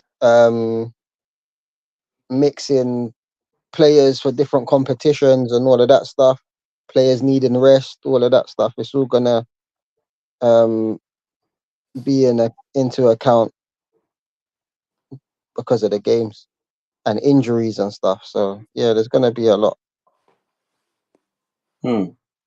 Okay, cool. So the final thing before we wrap up, right, is we know we didn't really talk about the Nations League, right? But because we're talking about these competitions and stuff like that, so your team or your players will be playing in the Nations League, playing these European things in between. Do you care about um, your team, about the nation or the team that your players are playing for? Do you care if they do well in these competitions? Not like, because obviously we're not trying to get them to be injured, but do you care? Do you think it helps if you've done well playing in your Europe? you think it helps bringing it back into your team? It definitely help in terms of the players' confidence and all of that kind of side. But in terms of the physicality that it taken its toll on the amount of games that these players have to play and all of that side, we don't know how it's going to affect injuries, all of that stuff. Like, for example, when the World Cup was in December, like the extra games that these players are having to play and stuff like that, it's obviously going to have an effect on everything else that happens within the season in terms of their fitness and all of that stuff. And so it is good if they do get further in these competitions or win these competitions, but I just think it just takes a toll on the players themselves. I agree. What do you think, Renz, for a wrap up? Yeah, no, I think it's long. It's rubbish. Like, it's just absolutely rubbish. Like, other than Italy, there's no surprises for teams that don't make it. Do you get what I mean? Like, oh, Italy, like Italy's, we're cool with Italy not making it anyway. Like, how did Italy not make it to the World Cup on so many occasions and then beat England in the Euros? That was a mazza. But it's boring. It's boring. This international thing is boring. It upsets me every time. Sorry, I know I'm digressing off what you actually said. The players and confidence. No, if they win, it's good. Do you get what I'm trying to say? But if you go out there and get battered, like you might be the man that causes the error for your club the following weekend. Do you get what I mean? So would you rather them do this or have a friendly? Because they're gonna do it. Do you know what? To tell you the honest to God truth, I don't even know what to answer because it's just rubbish. Friendlies, Nations League, it's just rubbish either way. It's just all like, is there Person- any Nations League fixture you said, yeah, I'm tuning into that? Because all the teams are personally, separate. I don't really like international football. Sorry, because of I think we've been blessed watching so much top flight football is in Champions League, Premier League, all of this stuff, that when we get to the international stage, a lot of the teams don't have players that are the level that we watch on a normal weekly basis. Do you get me? So the level of the teams are lower in terms of individuals. Do you get me? I get what you're saying. Sorry. So I hear that because when I was younger, I think international was crazy. Watching Brazil, there was so much players. You It's Yeah. watch like, man, France, you watch the Italy. level. There was so Holland. There were so many teams with so many players now, and there's bad boy players out there, but it just doesn't feel the same. Like I don't know who's in Brazil's team. Not collectively in a team. There's not a collective. Like, Like like teams they had. Each team had superstars. That's done. I think That's done. Colm really appreciates international football, as you can see from his comment. And I agree. What I would say is Repeat it. I would Repeat. for me personally, right? I've got a different point of view. Like, if I'm being honest, I'm going to be different. I'm going to go against the grain. Like, I actually don't mind international football. I think there's certain teams that are terrible collectively, and that's what makes it Yeah. difficult. I think you have to remember the context as well. Like, these players don't play together. They don't. Like, they come together for a week or No. two, and they play together. They've come from different styles, different countries, different ways. Like, it's the irony is some of these players are from this country, but they don't speak the language fluid. Do you know what I mean? Like, there are loads of things that come into play.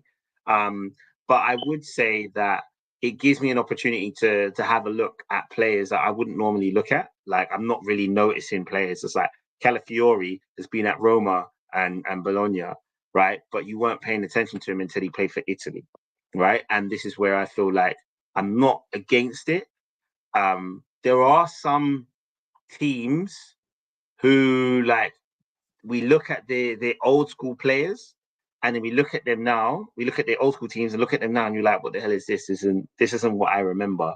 But I think now I take it with a pinch of salt, because what it might be is nostalgia. I'm remembering these amazing Figos and Zidans and all these players, and I'm comparing them to what's happening now. But they've been coached to be Not system players. happening. They have technique, they have these things, but they're just not as fluid. But that's the way they've been coached. So I take it with a pinch of salt. But again, Spain won the Euros comfortably, but I can't compare them to the Spain that won the 2010 World Cup. I think it was like when my man scored last minute. Like, I can't. Iniesta scored last minute. I can't compare them, but I don't want to compare them. What I'm going to do is start looking at things for what they are, rather than what I wish they were. Like, I can't. Football's changed. Them. They're not them. Like, football has changed. It's moved on. So based on where it is today, like, how is it? And then I'll be like, okay, nah, they're a bad boy team. They're a good team, and I'm going to look at it like that.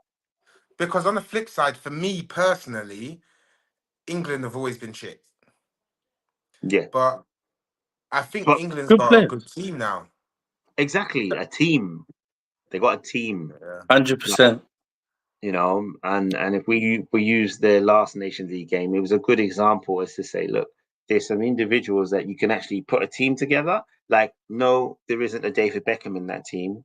There isn't even a Gerrard in that team, or a Scholes, but actually you have. But do you know what all of them were? Individuals. Yeah, there's just individuals. Exactly. They were literally they never made. I never saw them in the final. I never saw them in the final. No.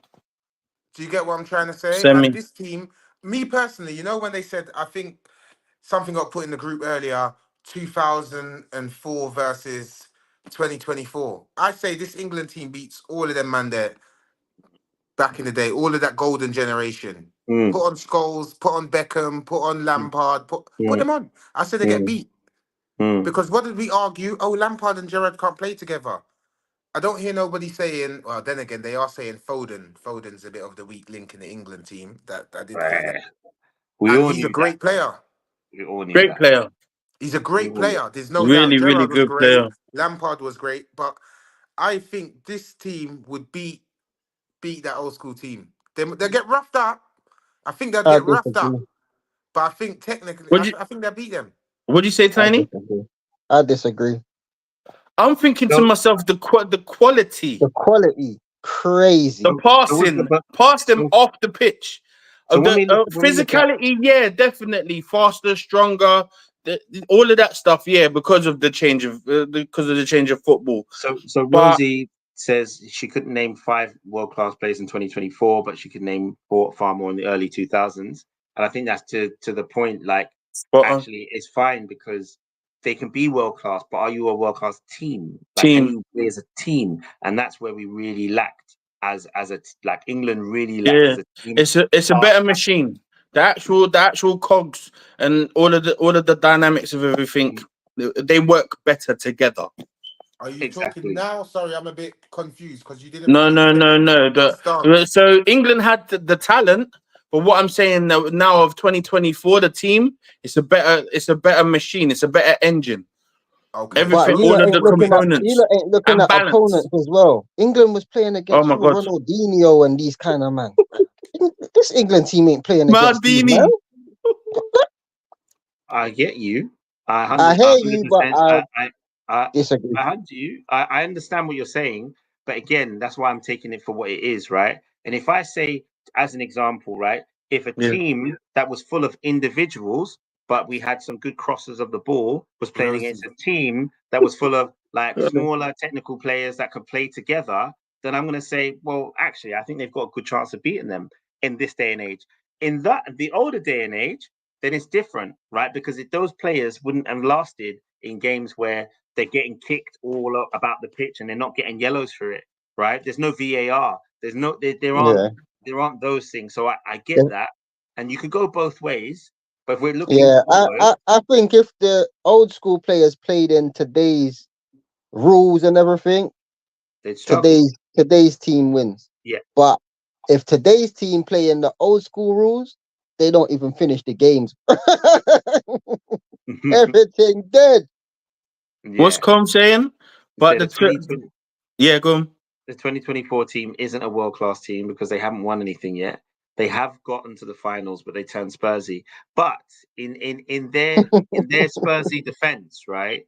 I believe that we could recognize that the reason it wasn't the team, it was the manager. It felt like at times, especially like against Italy, we're using that as an example, when we defended from the early, like who defends that early?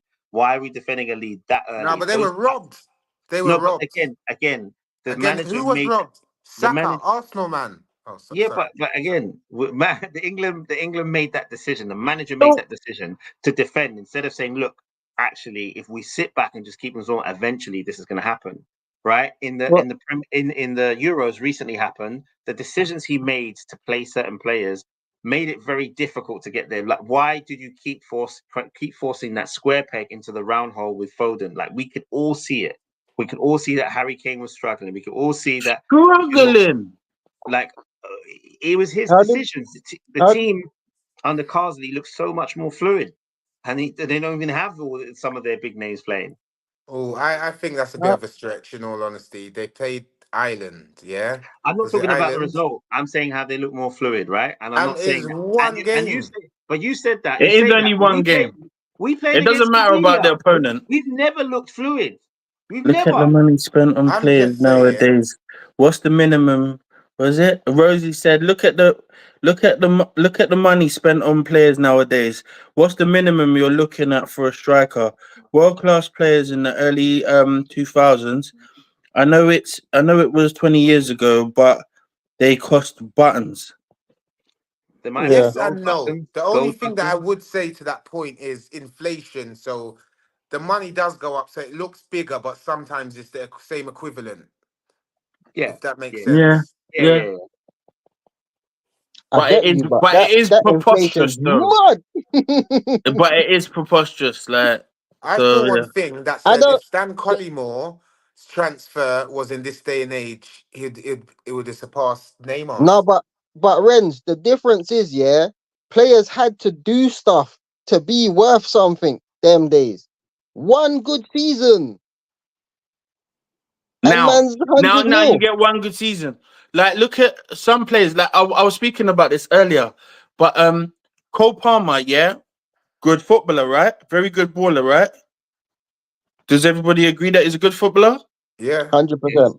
Does he get into the Chelsea side of 2004? Well, ahead of Robin and Damien Duff? No. Maybe 2005 then. But do you know what? Yeah, no. Do you know what? It's a bit. He does not get in that team. One sec. Sorry. Is the system. That's the only thing I would say is the system. So if they played the number 10, I can't remember if they did or they didn't. That's why I'm just trying to flag that up. I reckon he's best at number 10. Yeah. Cole Palmer. So he ain't getting in over Robin. No way. I can't remember. Duff was good. No, he's not getting out of Duff. He's not. Yeah, but it's just so the position. If that 10 middle piece weren't there, it's a bit tricky. I'm just talking about his ability. As ability. What's Colm saying? I'm Irish and I did watch the game and the other day, and England didn't really impress me against a team that's awful and never qualified. He's trolling, bro. I'm not reading that shit, bro. That's fine.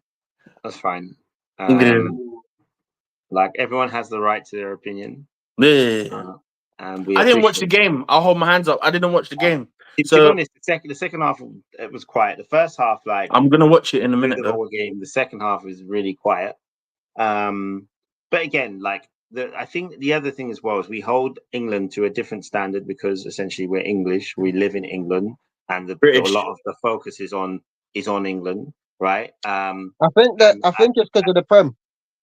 Yeah, I mean that's also the other reason. Like, we're the Prem, and we see these English players playing in the Prem, so we think we hold them. And I think as well the problem is that they are very Spursy in the aspect where they always Very look like they're Spursy. going to do something, and then they flop at the last minute. And I think like that means that we're expecting them to do something every competition and never quite cross the line. And we get a better players, better team, and still don't quite cross the line. So this is where it's like we hold them to that standard. It doesn't matter how they perform. And if you look at the bigger picture, getting to back-to-back semi-finals and finals is something that not every country does, right? We're ahead of other countries who respect more, but they are unable to repeat that feat. But we hold them to that standard just because they never get across the line. So Sorry, go on. once they start getting across the line, then they'll be like, okay, cool, we can rate them to some extent. They must be decent. They must be this.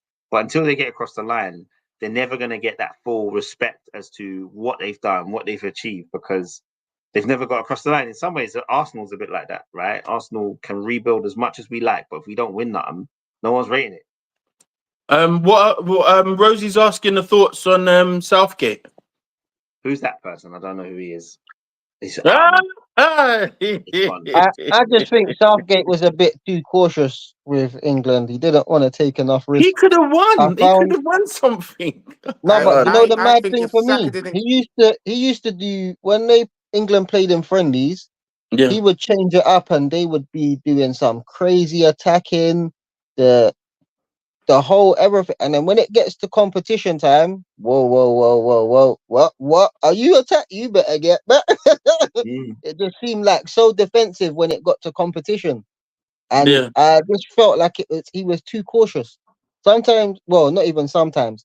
To win these competitions, you got to take some form of risk. You get me? And I think he just wasn't taking enough risk with England. Yeah, I think that you also have to consider that most teams don't have, like, the thing about international football as well is your style of football is dictated by your football association, right? So they would dictate your style of football. That will affect everything from the philosophy that you tell coaches to coach. Like, I mean, like, so like in England, they have like the four corners of football, which is about developing the psychological, the social, the tactical, and the technical, or the physical and and the social. And what it means is like that means that that's the way you're meant to coach. That's the way you're meant to do it, right? So when they bring it, then they do it, and then the England manager will have a specific style. If you remember Germany, they went through a real uphaul of how they coach. They brought loads of homegrown players, so it meant that the standard of the homegrown players went up. England have done it so now, like all of these players are very much individuals, but putting them together is where they've always kind of still struggled.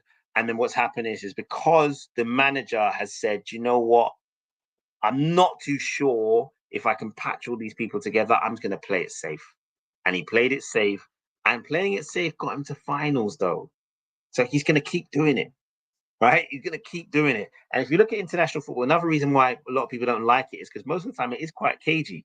People don't want to lose. It's like, you know, when you get to semi-finals and finals of any competition, people don't want to lose and they want to open up the pitch because they're scared. And Gareth Southgate found a formula and it worked for him.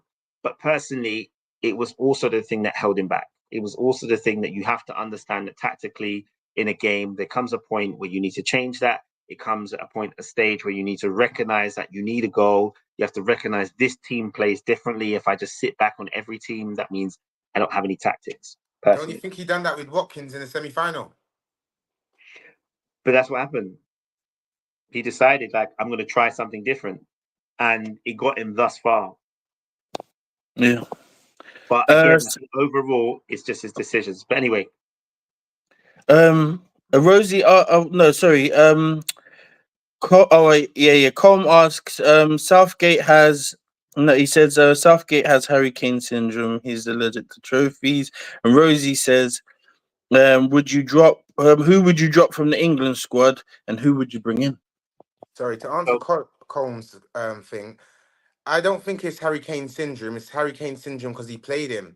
If he took a risk and didn't play him, that might be the change. That would have been you the get payoff. what I'm trying to say? You had 6 years and you've played this guy. He's the spearhead of your attack, and he is he's the biggest loser in football.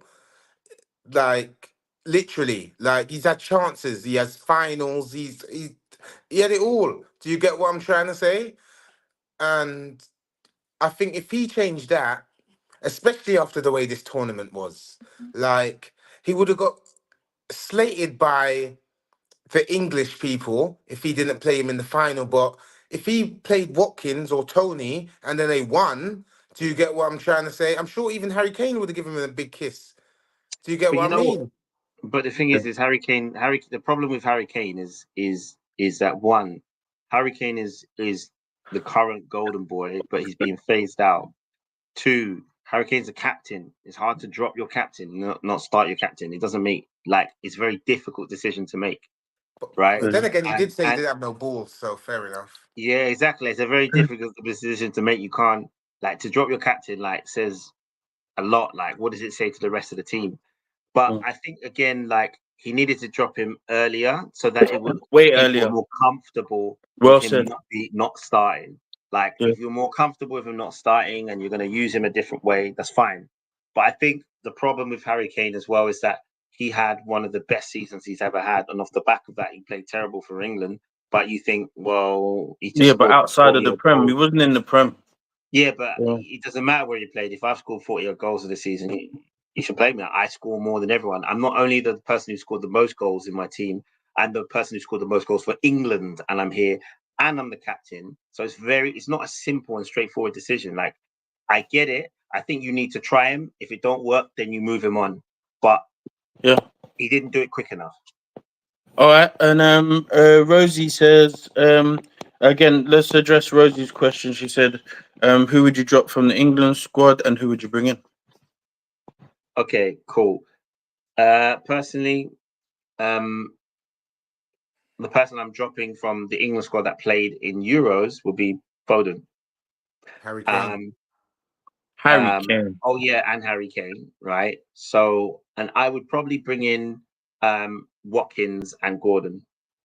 Gordon, yeah, same. Oh. Yeah, now Gordon looked all right still, but I'm not gonna lie. I got a reserve spot for Raheem Sterling. Still, I can't lie. Yeah, Yeah, but lie. he had to be. He had to be. You're not going to get a chance if you're not playing. performing domestically. So we No, already that's know not what. necessarily true. I've seen Harry Maguire go through it and get picked squad after squad after squad after True. squad. I Yeah, watched it with fair. my own eyes. But Yeah. no, I'm just saying that's my own personal little. I think Sterling's brilliant for England, and I don't support England at all. Never, ever, ever have, and I don't know if I ever will. But Cool. I'd support them more if Sterling was in the team, Okay. regardless of him But the coming to thing with Arsenal. Hey, Sterling lads, is we're gonna have to wrap Regardless. it up. Yeah. Oh, just coming out yep. to that. But the Cool. conversation, we'll just say the last couple of points. I think Rosie's point, I'm going to have to kind of give you the PG version. At Rangers, they have players that can do stuff with managers' spouses and still be in the starting 11. It's not something Go that around has for a cup boded. of tea. It's not something that has boded well for Rangers because they haven't won the Scottish division for a while. So I think they should do something different. Combe has said that he bottled the lead in Bundesliga, the league that Brighton have won countless numbers of time before Kane signed for them. That doesn't mean he's a jinx. I don't know what that means. It could One be. point. One It point. could be. One It could point. be. But I think what it is that they signed 2 Tottenham players. If you sign 1, then you get away with it. But 2 Tottenham players is just too much. North London Derby for that, right? coming up. Sorry. So yeah, I think that's what it was. Yeah. And Foden, really, I agree with Gordon personally. Foden, I think he played terrible in 90% of the games he played. And people will say, oh, it's because he didn't play the position he's meant to play. But he played in the position he was meant to play and still didn't look amazing. So come on, we've got to stop making excuses for him and just play players that are ready to start in the position they're given. Cool. Let's wrap it up. Cool. Okay, so any final closing remarks as we wrap up? There was one point earlier on about team style of play and having a top striker, and Bayern Munich is just summed up for me. I don't know, they most probably do play well, but they won nothing. And I don't know if that's what Tiny's looking for Man United to do. I'm not saying that he is or that's his intention, but I'm just saying if they played like that, would you be happy? Because you were saying you don't care about the results and they play well. So Bayern Munich is, in my opinion, a perfect example. They got the striker that scores all the goals and all of that. Would you be happy? No, but I'm sure I answered this question before anyway.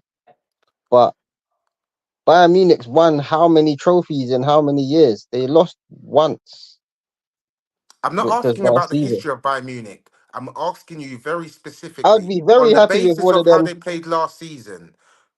They didn't play very well last season, though, Okay, that's fair.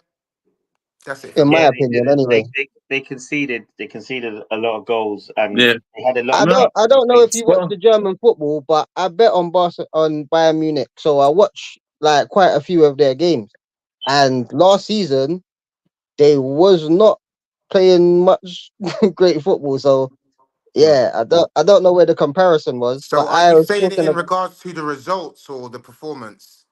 no, but you said that I said about my In team performance, performing well. yeah, that's what I'm talking about. Bayern Munich Performance. didn't perform well last season, Okay, just their performance in my and just opinion. not the scoreline.